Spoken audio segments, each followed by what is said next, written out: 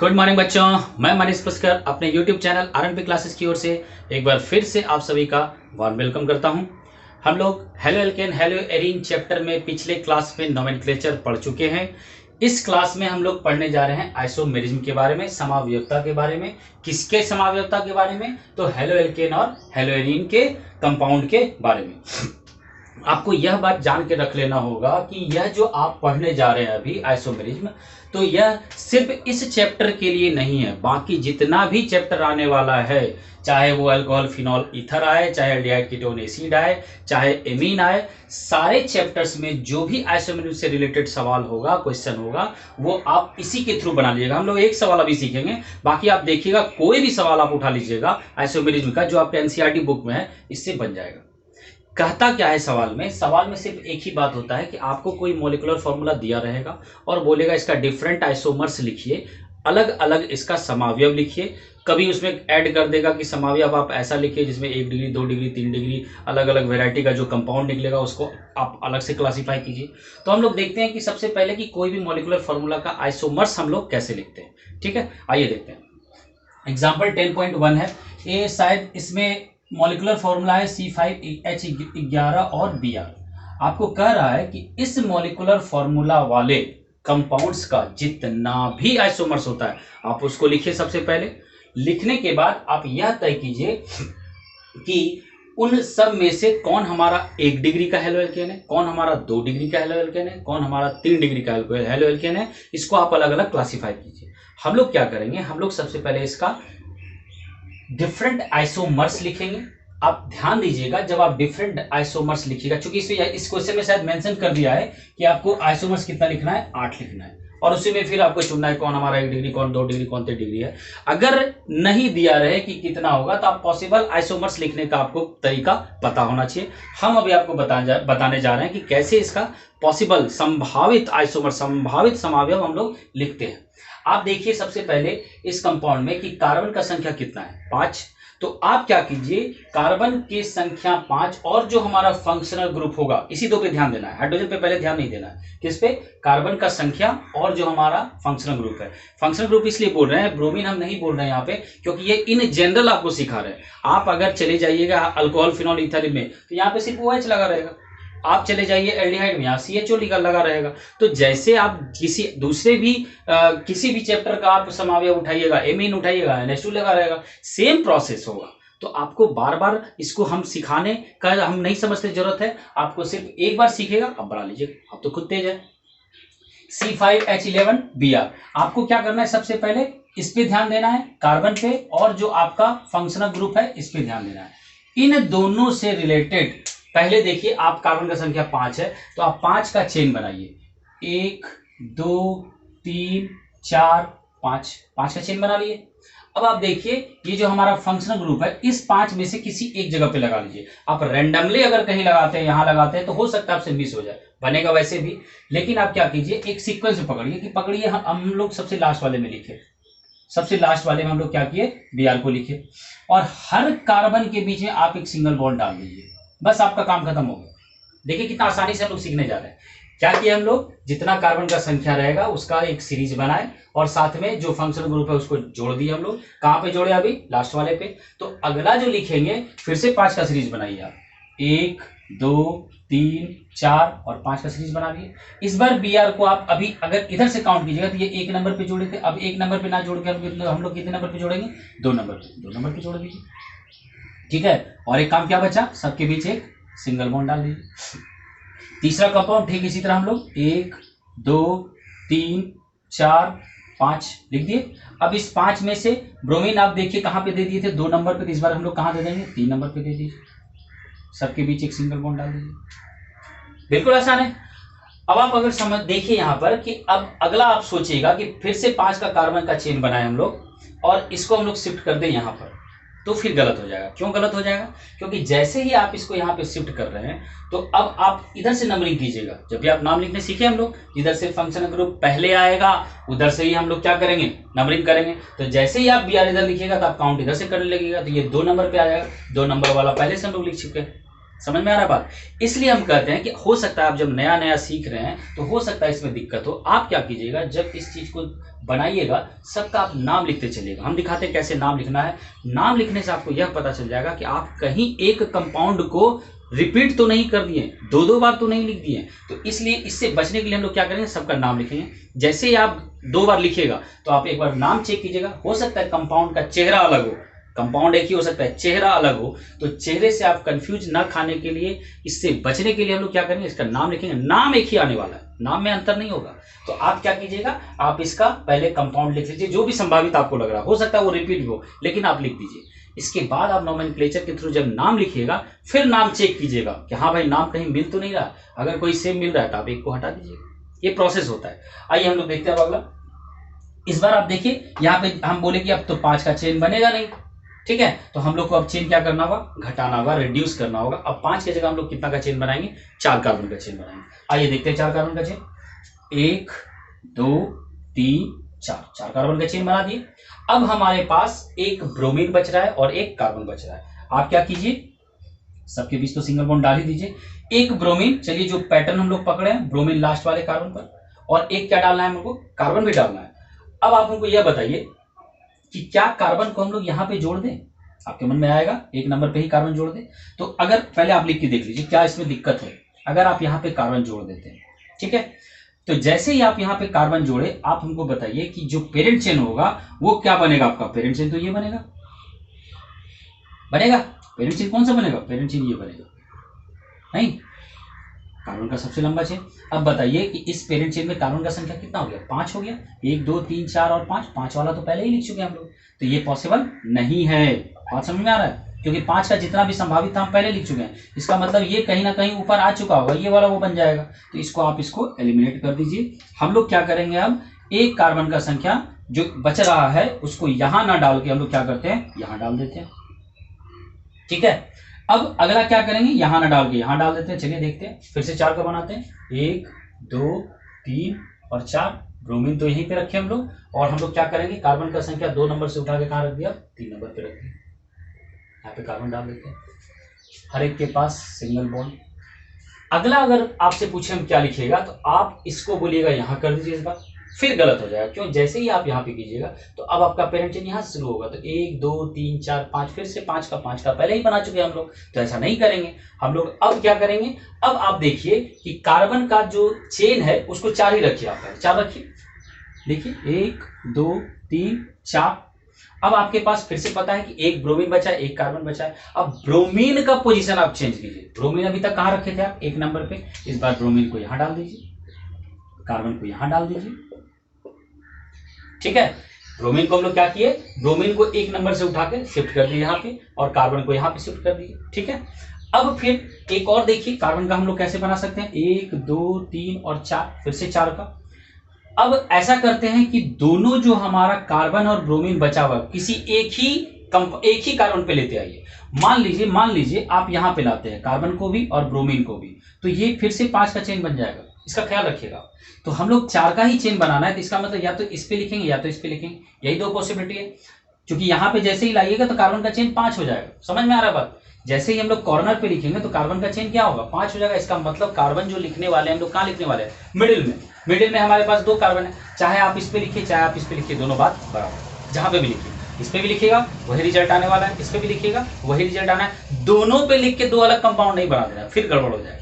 क्योंकि दोनों पे लिखिएगा तो दोनों पे एक ही कार्बन है ना। अब जब इस पे कार्बन दीजिएगा, इस पे ब्रोमीन दीजिएगा तो ये 2 नंबर पे आएगा, इस पे कार्बन दीजिएगा, इस पे ब्रोमीन दीजिएगा तो ये 2 नंबर पे आएगा। तो दोनों 2 नंबर पे यार कोई मतलब नहीं बनता। तो हम लोग क्या करते हैं, किसी एक जगह को पकड़ लेते हैं। मान लीजिए यहाँ पे ब्रोमीन दे दी, यहाँ पे कार्बन दे दी। अब क्या कोई पॉसिबिलिटी बचा कि हम 4 कार्बन का चेन बना के इसको लिख सकते हैं? आप देखिएगा नहीं, क्योंकि हम लोग जितना पॉसिबल था उसको हम लोग कंप्लीट कर चुके हैं। तो अब हम लोग देखते हैं कि क्या 3 कार्बन पे हम लोग बना सकते हैं। चलिए चेक कर लेते हैं। 3 कार्बन लिख लेते हैं, 1 2 3, 3 कार्बन पे लिख लिया हम लोग। अब देखिए हमारे पास 2 कार्बन बचा हुआ है और 1 ब्रोमीन बचा हुआ है। 2 कार्बन और 1 ब्रोमीन बचा हुआ है। तो हम लोग क्या करते हैं कि एक ब्रोमीन को अपना जो स्टाइल था, सबसे पहले ब्रोमीन को लास्ट में, कार्बन कितना बचा 2, आप कॉर्नर पे दे नहीं सकते हैं क्योंकि कार्बन का श्रृंखला कितना हो जाएगा 4 हो जाएगा। चेक समझ में आ रहा होगा बात? तो हम लोग क्या करेंगे, कार्बन को मिडिल ही पोजीशन बचा यहाँ पे दे दिए। अब इस पे आप काउंट कीजिएगा तो ये 1 2 3 4 5 6 7 8 और आपको सवाल में कितना बोला था 8। हालांकि इसके बाद आप बना भी नहीं पाइएगा, तो टोटल हम लोग कितना बना दिए हैं आइसोमर्स 8 बना चुके हैं। अभी सवाल खत्म नहीं हुआ है, अभी बहुत सारा ट्विस्ट है इसमें। अब हम लोग क्या करते हैं कि हाइड्रोजन का संख्या को पुट करते हैं कि कितने हाइड्रोजन की संख्या को हम लोग यहाँ पे डाल सकते हैं। पुट करने का मतलब हुआ कि बहुत बच्चे को इसमें दिक्कत होता है, जिसको दिक्कत नहीं है आप उसको स्किप करके आगे बढ़ के देख लीजिएगा, लेकिन जिसको दिक्कत होता है ये जरूर सीख लीजिए, क्योंकि बच्चे इसमें गलती करते हैं। आप देखिए यहाँ पर अब हमको एक बात तो आपको ख्याल रख लेना है कि जितना भी कंपाउंड बनाए हैं सब एक दूसरे का आइसोमर्स है, और अगर सब एक दूसरे का आइसोमर्स है तो सबका मॉलिक्यूलर फॉर्मूला क्या होगा, सेम होगा। आप पढ़े हुए ये चीज, यानी कि इसका जो मॉलिक्यूलर फॉर्मूला आने वाला है वो कितना आने वाला है C5H11Br, इसका भी वही, इसका भी। तो हम लोग हाइड्रोजन को अभी तो देख लिए, कार्बन का संख्या देख लिए 5 है, Br का संख्या कितना है 1, लेकिन हाइड्रोजन का संख्या फिट करके देखते हैं। इसमें गलती बिल्कुल नहीं करना है, इसको ध्यान रखना है। कार्बन यहाँ पे देख लीजिए 1 है और इसके पास आपको बॉन्ड कितना दिख रहा है, तो आप देखिएगा एक ही बॉन्ड दिख रहा है, ठीक है। इसके पास कितना बॉन्ड दिख रहा है। अच्छा एक बात इसका भी ख्याल रख लीजिए, कार्बन जैसे ही बोलते हैं कि कितना बॉन्ड दिख रहा है, तो आपको बॉन्ड इधर भी देखना है राइट साइड, आपको बॉन्ड इधर भी देखना है लेफ्ट साइड, आपको बॉन्ड ऊपर भी देखना है अप, आपको बॉन्ड नीचे भी देखना है डाउन। ये नहीं, बहुत बच्चे ऐसे गलती करते हैं, ये नहीं कि कार्बन का हम पूछे इसमें कितना बॉन्ड है, आप इधर देख के सिर्फ 1 बोल दिए या इधर इधर देख के 2 बोल दिए, नहीं, इसके पास 1 2 और 1 3 बॉन्ड है। आप दाएं बाएं ऊपर नीचे चारों तरफ देख के डिसीजन लीजिए कि कार्बन का संख्या, कार्बन के पास कितना बॉन्ड है। चलिए हम लोग यहाँ पे देखते हैं, तो अब यहाँ पे देख रहे हैं कि कार्बन के पास कितना बॉन्ड दिख रहा है हमको, 1 बॉन्ड, बचा कितना बॉन्ड 3 बॉन्ड, 3 बॉन्ड मतलब 3 हाइड्रोजन, 3 बॉन्ड मतलब जितना भी बचेगा उसका बॉन्ड का संख्या आप उतना हाइड्रोजन पुट कर दीजिए। तो हम लोग यहाँ पे कितना हाइड्रोजन डाल दें 3 हाइड्रोजन। इसको देखिए, इसके पास कितना बॉन्ड है 1, नहीं, इसके पास कितना बॉन्ड है 2, आगे पीछे दोनों देखना है। तो हम लोग 2 बॉन्ड दिख रहा है, बचा कितना बॉन्ड 2 बॉन्ड, तो हम लोग लिखेंगे क्या CH2। आप यहाँ पे देख लीजिए इसके पास कितना बॉन्ड बच रहा है 1 1 2, बचा कितना 2, तो हम लोग यहाँ लिख देंगे CH2। फिर उसी तरह यहाँ पे CH2, फिर यहाँ पे इसी तरह ये देखिए 1 1 2 दिख रहा है, बचा कितना। अब आप जैसे ही काउंट कीजिएगा तो आपको हाइड्रोजन का संख्या 11 दिख जाएगा। अगर आप सही बना रहे हैं तो दिखेगा, नहीं तो फिर मुश्किल है। 2 2 4 2 6 2 8 3 11, ठीक है। आप इसी तरह सबको अपने से, ये आपका होमवर्क रहेगा, सबको आप अपने से क्या कीजिएगा पुट कर लीजिएगा, बैठा लीजिएगा। हमको एक और दिखा देते हैं, सपोज कीजिए इसको दिखा देते हैं। यहाँ पे कार्बन का संख्या देखिए आप कितना है, कार्बन का बॉन्ड कितना है 1, बचा कितना 3।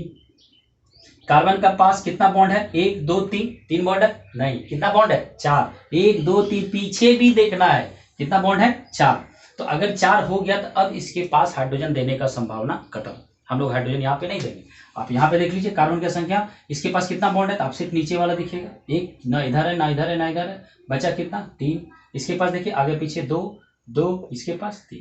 इस तरीके से बहुत आसान है, आप भर लीजिएगा, आपको ये प्रैक्टिस होना चाहिए, इसमें गलती बिल्कुल नहीं कीजिएगा। ये काम आपका है हाइड्रोजन को इसमें फिल कर लेना।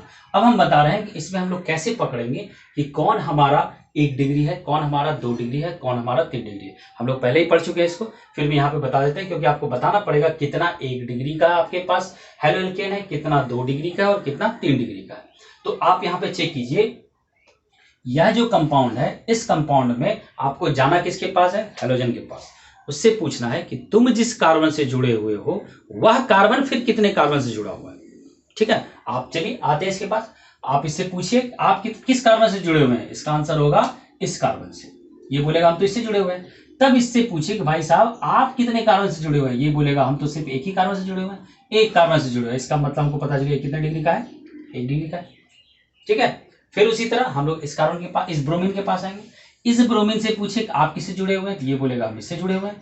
इससे पूछिए इस कार्बन से कि आप कितने कार्बन से जुड़े हुए हैं, तो बोलेगा 1 इधर से जुड़े हुए हैं 1 इधर। ऐसा नहीं है कि एक ही डायरेक्शन में देखना है, दोनों या तीनों या चारों, मतलब दाएं बाएं ऊपर नीचे, ख्याल रखिएगा। तो यहां पर हम लोग अगर देखें तो 1 इधर और 1 इधर, कितने कार्बन से जुड़ा हुआ है 2 कार्बन से। ये कितने डिग्री का हो गया बच्चों 2 डिग्री का। अगर हम इसके बारे में पूछे आप देख लीजिए, फिर यहाँ पे ये इससे जुड़ा हुआ है और ये कार्बन कितने से जुड़ा हुआ है 1 और 2, यानी कितने डिग्री का 2 डिग्री का।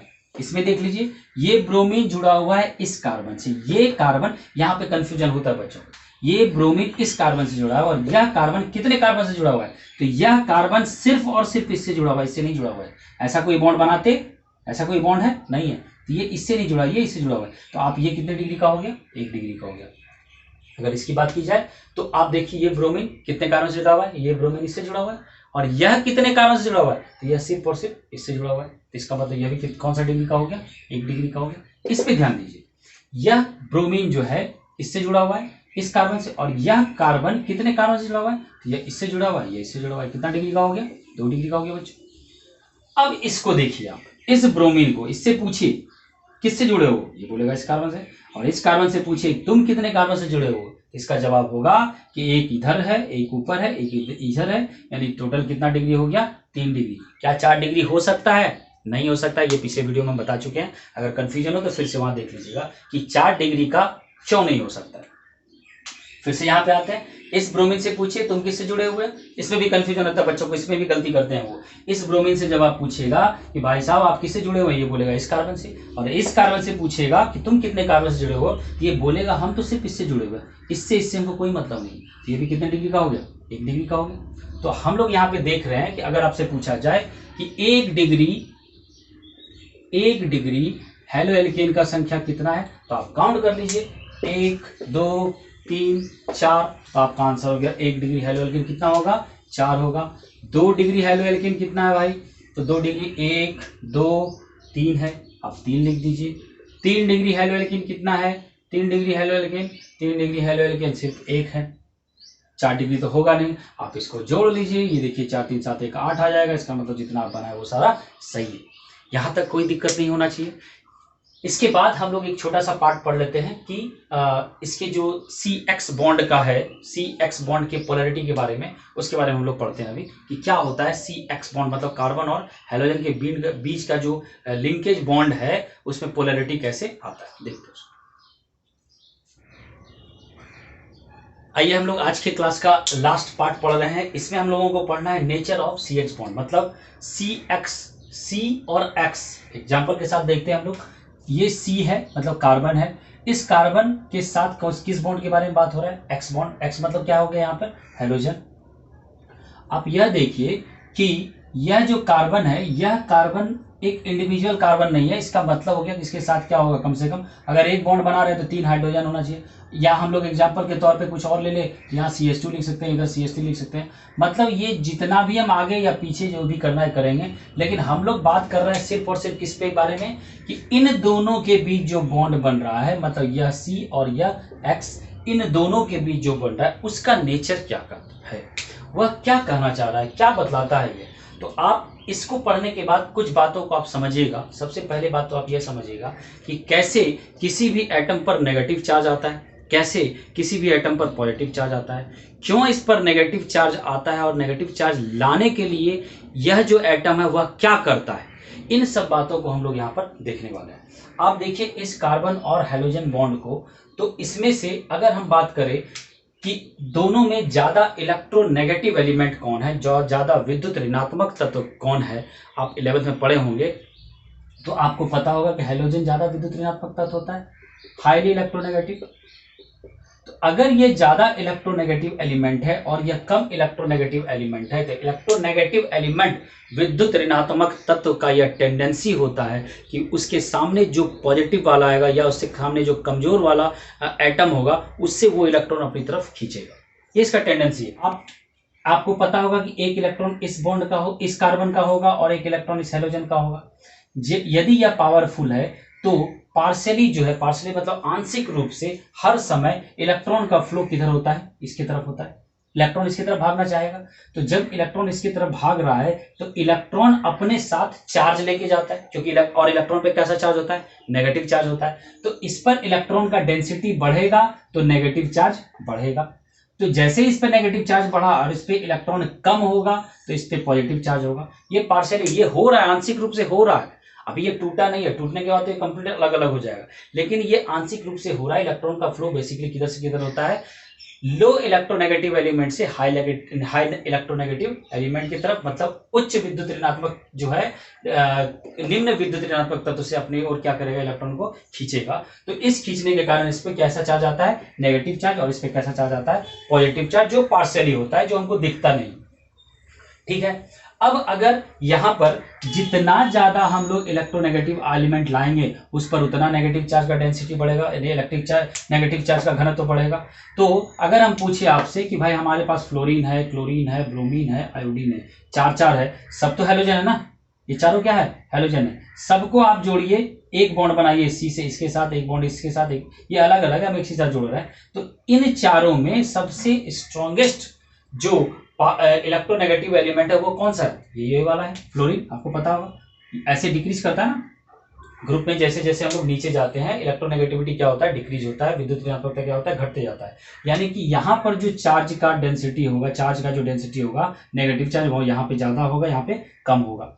और आपको ये भी पता है कि फ्लोरीन जो है वो छोटा बॉन्ड बनाता है, इसका जो आबंध का लंबाई है वो कम होगा, इसका आबंध का लंबाई क्या होगा, थोड़ा ज्यादा होगा, इससे उसका ज्यादा, और इसका सबसे ज्यादा। और जैसे जैसे आबंध का लंबाई बढ़ेगा आपको उसको तोड़ने में आसानी होगा। अगर हम आपसे बोले कि इस पेन को तोड़िए, तो इस पेन को आपको देखिए, आपको यहाँ पर इसको पेन को तोड़ने में ऐसे तोड़ सकते हैं आप, लेकिन अगर हम बोले इस ढक्कन को खोलिए तो आपको पकड़ने में ही नहीं बनेगा। यानी कहने का अर्थ यह है, ये समझने के लिए बात है, कहने का अर्थ यह हुआ कि आपके पास जितना ज्यादा लंबा चीज होगा उसको तोड़ने में आसानी होगा, जितना छोटा होगा उसको तोड़ने में आपको दिक्कत होगा। तो अगर इसका बॉन्ड लेंथ ज्यादा है, बॉन्ड लेंथ अगर आई का ज्यादा है तो इसको तोड़ने में आसानी होगा। अगर इसको तोड़ने में आसानी हो रहा है तो जो एनर्जी हम लोग इसको देते हैं उसी को बॉन्ड एंथैल्पी बोलते हैं। तो अगर हम आपसे पूछेंगे कि बॉन्ड एंथैल्पी फ्लोरीन और आयोडीन में ज्यादा किसका है, तो इसको पता लगाने के लिए हम लोग क्या करेंगे, इसको पता लगाने के लिए देखेंगे कि दोनों में स्ट्रॉन्ग बॉन्ड कौन है। स्ट्रॉन्ग बॉन्ड वह होता है जो छोटा होता है। तो आपको पता है कि फ्लोरीन का जो बॉन्ड है, बॉन्ड लेंथ है, वो छोटा है। अगर फ्लोरीन का बॉन्ड लेंथ छोटा है तो इसका मतलब आयोडीन का बॉन्ड लेंथ ज्यादा है, और आयोडीन का बॉन्ड लेंथ ज्यादा होने का मतलब यह हो गया कि इसको तोड़ने में हमको आसानी होगा। तोड़ने में आसानी होगा तो हमको एनर्जी कम देना पड़ेगा, इसका मतलब इसका बॉन्ड एंथैल्पी कम हो जाएगा, इसका बॉन्ड एंथैल्पी ज्यादा हो जाएगा। कोई दिक्कत? जैसे हम इसे ऐसे समझ सकते हैं, आप इसको इस तरह से लिखिए फिगर बना के, तो आपको ज्यादा अच्छे से समझ आएगा। थोड़ा इसका बॉन्ड बड़ा कर दिए क्लोरीन का, थोड़ा सा इसका और बड़ा कर दिए ब्रोमीन का, और आयोडीन का और बड़ा कर दिए। ठीक है, अब आपको दिख रहा है कि इसको तोड़ने में हमको क्या होगा, दिक्कत होगा।